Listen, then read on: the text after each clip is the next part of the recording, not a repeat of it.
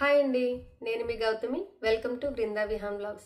నేను ఎప్పటి నుంచో నా డెలివరీ వ్లాగ్ చేస్తానని చెప్పాను కదా. ముందు నా ప్రెగ్నెన్సీ జర్నీ ఎలా జరిగిందో ఒక వీడియో చేశాను. తర్వాత ఈ స్టోరీ చెప్తానని చెప్పాను, కానీ నేను కొద్దిగా బిజీగా ఉండడం వల్ల చేయలేకపోయాను.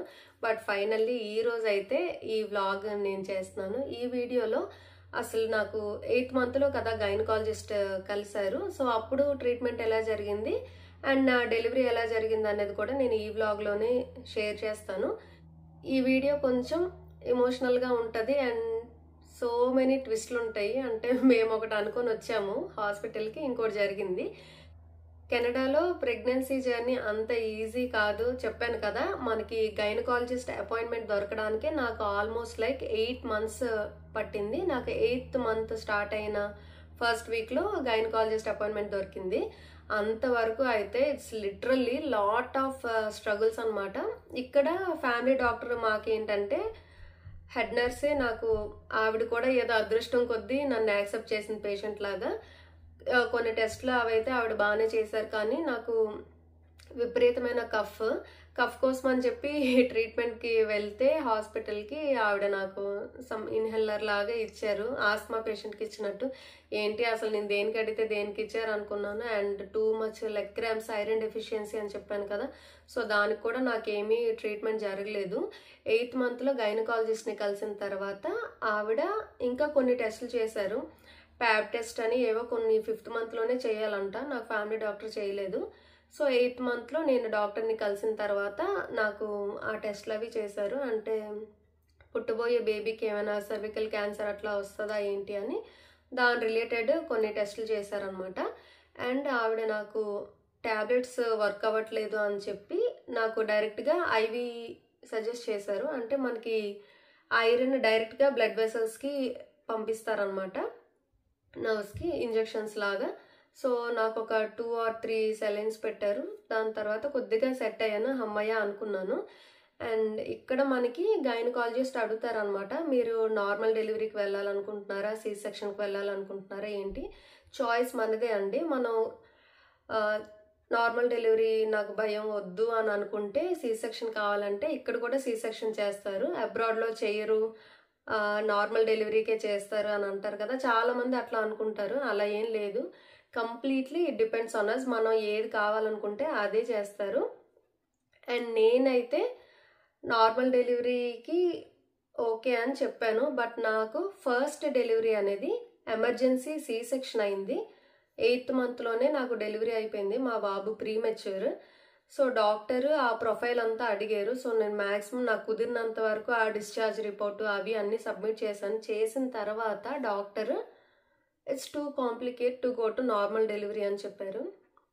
అయితే అసలు ఏం పాసిబిలిటీ లేదా, ఇట్స్ బీన్ లైక్ 4 years అని చెప్పాను. నాకు ఫస్ట్ బేబీకి సెకండ్ బేబీకి 4 years గ్యాప్ అనమాట.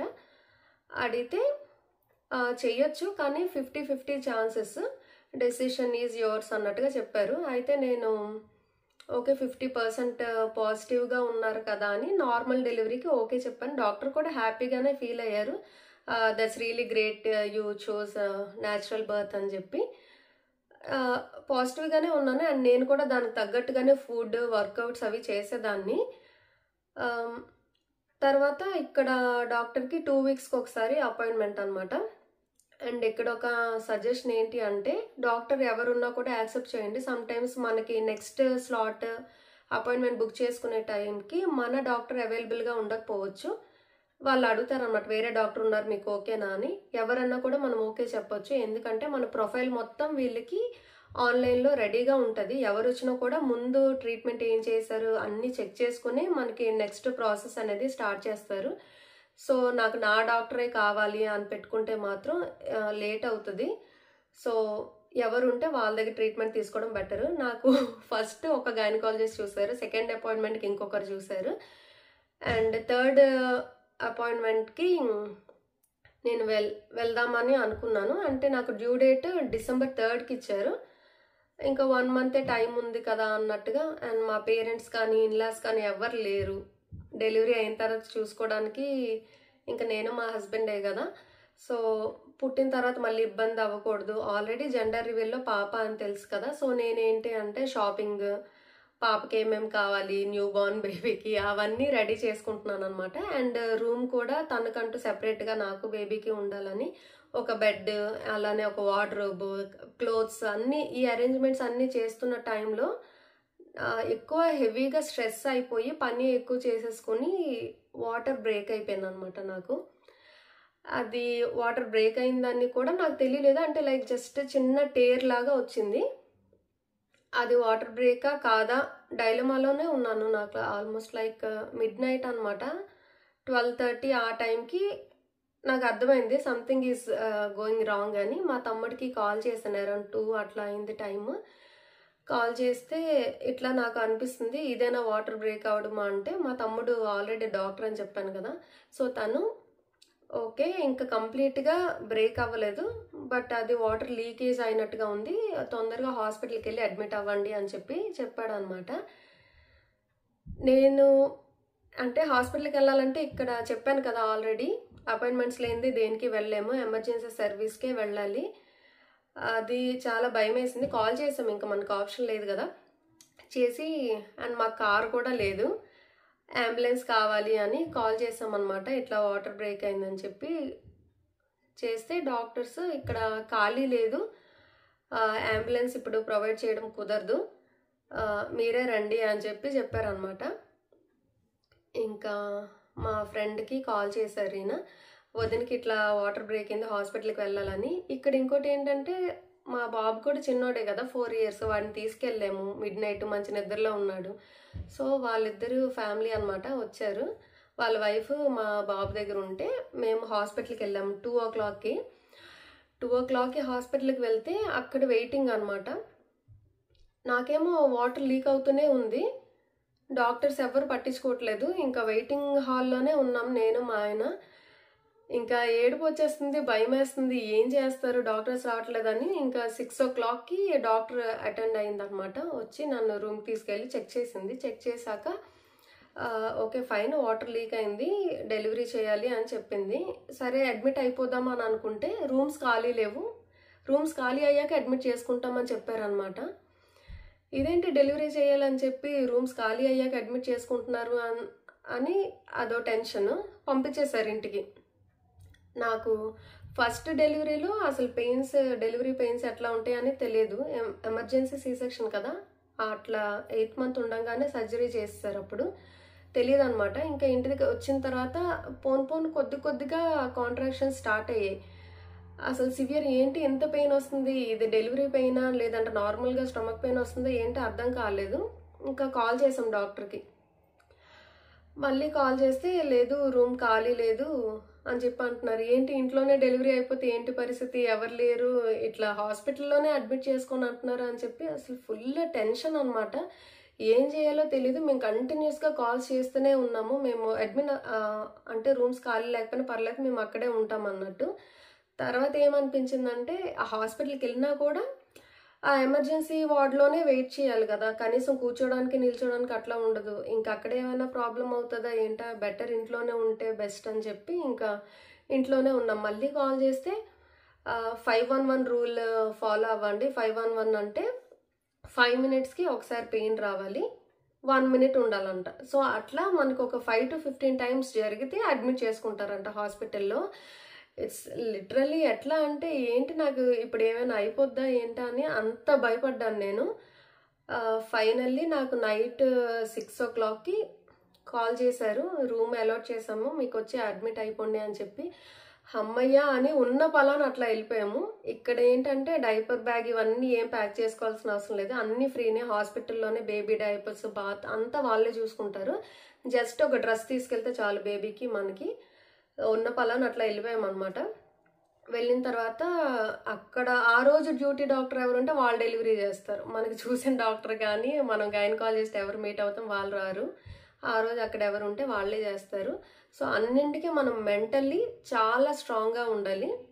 సో ఏది ఎప్పుడు ఎట్లా జరిగినా కూడా యాక్సెప్ట్ చేయాలన్నమాట. నాకు ఇదే కావాలి అనుకుని ఉంటే అవ్వదు. సో వెళ్ళి అడ్మిట్ అయిపోయాము. అడ్మిట్ అయిన తర్వాత డాక్టర్, మీరు నార్మల్ డెలివరీ కోసమే కదా వెయిట్ చేస్తున్నారంటే అవును అని చెప్పాను. సో నాకు ఒక పెద్ద రూమ్ ఇచ్చారు, బెడ్ అంతా చాలా బాగుంది. ఇక్కడ మనకు సెపరేట్గా ఆపరేషన్ థియేటర్ అట్లా ఏమి ఉండదు. మనకి ఇచ్చిన రూమ్లోనే మనకి సర్జరీ చేస్తారు, డెలివరీ చేస్తారు, ఎవ్రీథింగ్ ఆ రూమ్లో అనమాట.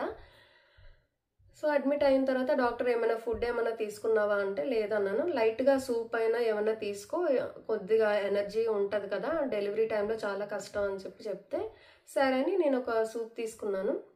అంతా అడ్మిట్ అయిపోయిన ఒక సెలైన్ పెట్టారు, బాగానే ఉంది అంతవరకు. నర్స్ వచ్చిందనమాట. ఏంటి మీరు నార్మల్ డెలివరీ అంటే అందరికీ ప్రొఫైల్ యాక్సెస్ ఉంటుంది కదా, చూసింది. ఫస్ట్ డెలివరీ ఇది కాంప్లికేట్ అయింది కదా అని ఆవిడ వచ్చి ఏం చేసింది, ఏదైనా 50-50 ఛాన్సెస్, ఎందుకు రిస్క్ తీసుకుంటున్నారు మీరు, ప్రశాంతంగా సి సెక్షన్ చేసుకోవచ్చు కదా అని చెప్పిందనమాట. అంతవరకు అసలు చాలా ధైర్యంగా నేను చేయగలను అని అనుకున్న నేను బెడ్ మీద ఉండేసరికి స్ట్రెస్, టెన్షన్, ఇన్ కేస్ ఇప్పుడు ఏమైనా అయ్యింది అనుకో రాంగ్, మనం ఎంత బాధపడ్డాం, ఇదంతా ఎవరికి అవసరం లేదు. అక్కడెక్కడ ఉండిపోయారు, రాలేదు, డబ్బుల కోసం ఉన్నారు, అది ఇది చాలా రకాల మాటలు వింటాం. ఇప్పుడు మన లోపల పెయిన్ ఎవరికి అర్థం కాదు. ఎందుకు అనవసరంగా ఛాన్స్ ఇవ్వాలి, బయట వాళ్ళంటే ఓకే, ఇంట్లో వాళ్ళనే అంటారు కదా. సో అది భయం వేసి ఇంకా చాలాసేపు ఆలోచించి ఇంకా బెడ్ మీద ఉన్నప్పుడు సరే ఇంకా సి సెక్షన్కి వెళ్దాము అని అనుకున్నాం. ఎందుకంటే మా తమ్ముడు కూడా అక్క నీది చాలా కాంప్లికేట్ అయింది ఫస్ట్ డెలివరీ, ఏ మాత్రమైనా స్టిచెస్ మళ్ళీ స్ప్లిట్ అయిపోయి అంటే ఇట్స్ టూ డేంజరస్, వద్దు, నువ్వు అసలు చేయలేవు, నాకు తెలుసు కదా నీ కెపాసిటీ, నువ్వు చేయలేవు అసలు నార్మల్ డెలివరీ, వద్దంటే వద్దని మా తమ్ముడు. ఇంట్లో ఒక డాక్టర్ అట్లా వద్దు అని చెప్తుంటే నేను ఎందుకు నెగిటివ్గా మళ్ళీ నేను చేయగలను అని వెళ్ళాలి అని చెప్పి మొత్తానికైతే అది విరమించుకొని ఇంకా సి సెక్షన్కి వెళ్ళిపోదాం అని చెప్పి అనుకున్నాను. దేవుడిని ఇంకా మొక్కుకుంటున్నాను అనమాట. ఏంటి దేవుడా ఇట్లా అయింది, నేను ఎంతో స్ట్రాంగ్గా నార్మల్ డెలివరీ ఎలా అయినా అవ్వాలి అని అనుకున్నాను, ఇక్కడికి వచ్చేసరికి అంతా తారుమారు అయింది అని చెప్పి. అసలు నాకు అమ్మవారే వచ్చినట్టుగా డాక్టర్ వచ్చింది ఆ రోజు, డ్యూటీ డాక్టర్ అనమాట. వచ్చి ఎందుకు మీరు సి సెక్షన్కి మళ్ళీ షిఫ్ట్ అయ్యారు, నార్మల్ డెలివరీకే ట్రై చేస్తానని చెప్పావు కదా అని అడిగింది డాక్టర్. నాకు ఇప్పుడు కూడా నార్మల్ డెలివరీకే ట్రై చేయాలని ఉంది, బట్ నర్సు ఇంతకు ముందు వచ్చి ఇట్లా మాట్లాడారు, సో 50-50 ఛాన్సెస్ ఉంది, ఎందుకు అంత రిస్క్ చేస్తున్నారు అని చెప్పేసరికి నాకు భయం వేసింది అని చెప్పాను. అప్పుడు డాక్టర్ చెప్పిన మాటలు నాకు ఇప్పటికీ అట్లా అనిపిస్తున్నాయి. ఆవిడ ఏమన్నారంటే 50-50 ఛాన్సెస్ ఉంది, 50% పాజిటివే కదా, నువ్వు వై కాంట్ యూ ట్రై అని చెప్పి అని అన్నారు. అసలు అట్లా ధైర్యం చెప్పేసరికి నాకు ఎక్కడ లేని ఆనందం వచ్చిందనమాట. అయితే పాసిబిలిటీ ఉందా, చేయొచ్చా అని అంటే ట్రై చేయొచ్చు, ఇన్ కేస్ ఫెయిల్ అయితే ఈరోజు నేనే కదా సర్జరీ చేసేది, నేనే ఇక్కడ సర్జన్, అప్పుడు నేను సర్జరీ చేసి నీ బేబీ నీకు సేఫ్గా అప్పచెప్తాను అని అంది. నాకు లిటరల్లీ అంటే నేను అట్లా మొక్కుకున్న వెంటనే ఆవిడ వచ్చి అలా చెప్పేసరికి ఇంకా అమ్మవారే వచ్చి చెప్పారేమో అన్నంత అనిపించింది. ఆవిడ ఏమన్నారంటే ఇప్పుడు ఎట్లానో సర్జరీకి రెడీ అయ్యావు, బట్ నువ్వు సూప్ తాగావు కదా ఇప్పుడే, సో అనస్థీషియా ఇవ్వడానికి కుదరదు, మార్నింగ్ 8కి అట్లా చెయ్యాలి, ఈ టైం ఎట్లా నువ్వు వెయిట్ చేస్తావు కదా, నేను పెయిన్స్ ఇండ్యూస్ చేస్తాను, ఇన్ కేస్ ఒకవేళ ట్రై చేద్దాం అయితే నార్మల్ డెలివరీ అవుతుంది కదా అని అన్నారు. నాకు ఆవిడ నిజంగానే దేవతలాగా అనిపించింది. ఓకే అని చెప్పాను. నేను 6కి అడ్మిట్ అయ్యాను కదా, 8కి నాకు పెయిన్స్ ఇండ్యూస్ చేశారు. మెల్లమెల్లగా కాంట్రాక్షన్స్ స్టార్ట్ అయ్యి ఇంకా 10 ఆ టైం అయ్యేసరికి విపరీతమైన పెయిన్స్, అస్సలు నేను కంట్రోల్ చేసుకోలేకపోయాను. నాకు ఎపిడ్యూరల్కి కూడా పర్మిషన్ ఇచ్చారు, అంటే మనకి అనస్థీషియా లాగా ఇస్తారు కదా, ఇది కూడా చిన్నది. అయితే ఆ నర్సు మళ్ళీ ఏం చేసింది, నా పాలిటి శాపంలాగా ఆవిడ నీకు ఎపిడ్యూరల్ తీసుకోవడానికి ఉంది కానీ ఇంత పెయిన్తో ఉన్నావు కదా, అది నువ్వు స్ట్రైట్గా ఉండి ఇట్లా తీసుకోవాలి, వెనుపోసిస్తా, అసలు నువ్వు కదలకూడదు, నువ్వు ఇట్లా గిలగిలా కొట్టేసుకుంటున్నావు, నువ్వు తీసుకోలేవు అని చెప్పిందనమాట. అట్లా చెప్పేసరికి నేను ఇప్పుడు తీసుకోవాలా వద్దు నాకు అర్థం కాలేదు. మళ్ళీ డైనమాలో అసలు అంత పెయిన్తో ఏడుస్తూనే ఉన్నాను. అసలు ఆవిడ బ్రేక్ తీసుకోవడానికి వెళ్ళి వేరే నర్స్ వచ్చింది. అసలు నా పెయిన్ చూడలేక ఎందుకు నువ్వు ఎపిడ్యూరల్ తీసుకోలేదు ఇంతవరకు, నీకు ఎప్పుడో అప్రూవల్ ఇచ్చారు కదా అంటే నేను తీసుకొచ్చా అంటే యూ కెన్ డూ ఇట్ అంది. ఇంకా వెంటనే డాక్టర్ వచ్చి నాకు ఎపిడ్యూరల్ ఇచ్చారు. దాని తర్వాత కొంచెం ఓకే అంటే పెయిన్ కాంట్రాక్షన్ జరుగుతున్నాయని తెలిసింది కానీ పెయిన్ అయితే కొద్దిగా తగ్గింది. అప్పటికే నాకు ఇండ్యూస్ చేసి 4 hours అయింది. ఇంకా సర్విక్స్ ఏమి ఓపెన్ కాలేదు. ఇంకా డాక్టర్స్ వచ్చి చెక్ చేసి పల్స్ అన్ని చెక్ చేసి అప్పటి వరకు అంతా బాగానే ఉంది. సడన్గా బేబీ హార్ట్ బీట్ డౌన్ అయిపోయింది. ఇంకొకటేసారి 4-5 డాక్టర్స్ వచ్చారు, ఆక్సిజన్ పెట్టారు, అది ఇది అంతా చేసేసరికి ఇంకా బేబీకి ఏమైనా అయిపోతుందా ఏంటి, అనవసరంగా ఇట్లా ఉన్నాను అని చెప్పి ఇంక ఇదో టెన్షన్ అనమాట. ఫుల్ ఇంకేం చేయాలో కాళ్ళు చేతులు ఆడట్లేదు. ఇంక బీపీ రేజ్ అయిపోద్దో ఏంటో ఈ టెన్షన్. కానీ ఒక పక్క నేను కూల్గా ఏం కాదు, డాక్టర్స్ ఉన్నారు, వాళ్ళే అంతా చూసుకుంటారని నాకు నేను ఎంత సర్ది చెప్పుకుంటున్నా కూడా అసలు ఆ బెడ్ మీద ఉండేసరికి ఆ భయం అసలు ఎక్స్ప్లెయిన్ చేయలేకపోతున్నాను నేను. అంతవరకు ఉన్న తర్వాత కొంచెం మళ్ళీ 1 అవర్ అట్లా అయ్యాక ఆక్సిజన్ అన్నీ పెట్టాక సెటిల్ అయింది. ఇంకా డాక్టర్స్ ఇంకా స్టేబుల్ సర్విక్స్, దీనికి నార్మల్ డెలివరీ అయ్యే ఛాన్సే లేదు, కానీ ఒక 1 అవర్ చూద్దాము, 3:30 అట్లా చూద్దాము, ఇంకా అప్పటికి అవ్వకపోతే ఇంకా విల్ గో ఫర్ సర్జరీ అని చెప్పి అని అంది. ఇంకా డాక్టర్ వచ్చి అట్లా చెప్పేసరికి okay, I will hope for the best అని చెప్పి అట్లా అనుకుంటున్నాను. ఇంకా భయమే అనమాట.